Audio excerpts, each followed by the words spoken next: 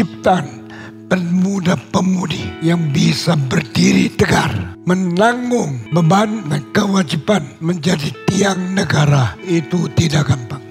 Sehingga hari ini waktu saya sadar, saya melihat wisudawan dan wisudawati yang lulus dari CIT, hati saya gentar. Apakah you 4 tahun sekolah di sini sudah jadi? Apakah you lulus sudah tegar?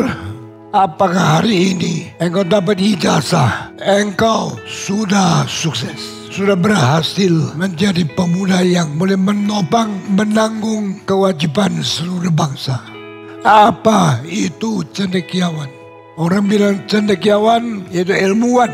Cendekiawan orang akademik sudah mempunyai pengetahuan yang dalam. Saya geleng kepala. Karena di dalam zaman kuno ada seorang Tionghoa mengatakan cendekiawan bukan karena dia sekolah universitas, bukan karena dia punya S1, S2, S3. Cendekiawan disebut cendekiawan karena dia mempunyai tugas. Tugas itu menjadikan dia cendekiawan. Orang kuno mengatakan menjadi seorang cendekiawan dia harus mengetahui susah lebih dahulu daripada senang. Sedih lebih dahulu dari sukacita. Tanggung berat lebih dahulu daripada menikmati hidup. Maka di dalam sejarah Tiongkok, cendekiawan mempunyai makna yang khusus. Cendekiawan adalah semacam pemuda-pemudi yang tahu bagaimana tanggung susah negara dulu. Akhirnya negara sudah menikmati, baru dia menerima sukacita. Menurut definisi ini, saya katakan cendekiawan itu sangat-sangat sedikit. Karena banyak orang sekolah tinggi tidak pernah mengerti kesusahan rakyat. Banyak orang akademik tinggi tidak pernah tanggung susahnya bangsa. Mereka cuma tahu menikmati dulu, korupsi dulu untuk memperkaya diri. Biar orang miskin lapar, dia tidak peduli. Seperti keluarga Soeharto, menurut istilah cendekiawan orang Tionghoa, dia tidak layak menjadi anak bangsa. Dia tidak pernah menjadi contoh seluruh rakyat Indonesia.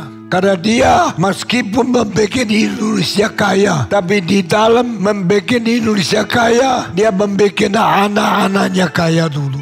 Ini bukan pemimpin, inilah penguasa. Kaisar Romawi, semua penguasa. Bapak gereja, mulai dari Yesus, tidak ada penguasa, tetapi semua pemimpin. Pemimpin menjadi teladan.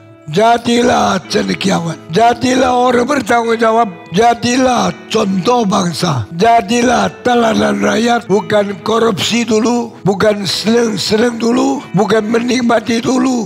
Menderita sebelum bangsa menderita, lapar sebelum bangsa makan, kurang tidur sebelum bangsa nyenyak, kerja berat sebelum bangsa bisa mempunyai kecukupan.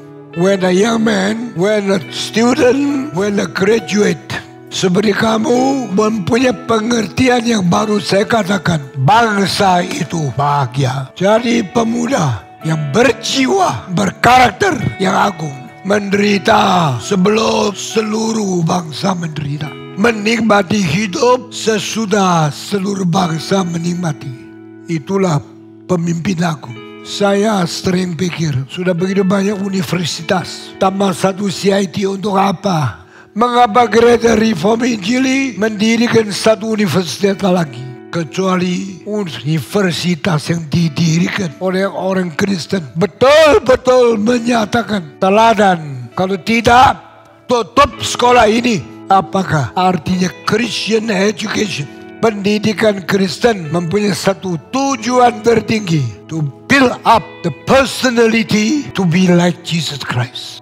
Kalau engkau bisa mencapai watak menjadi Kristen yang karakternya seperti Kristus, engkau sukses menjadi murid universitas. Dan itulah cendekiawan.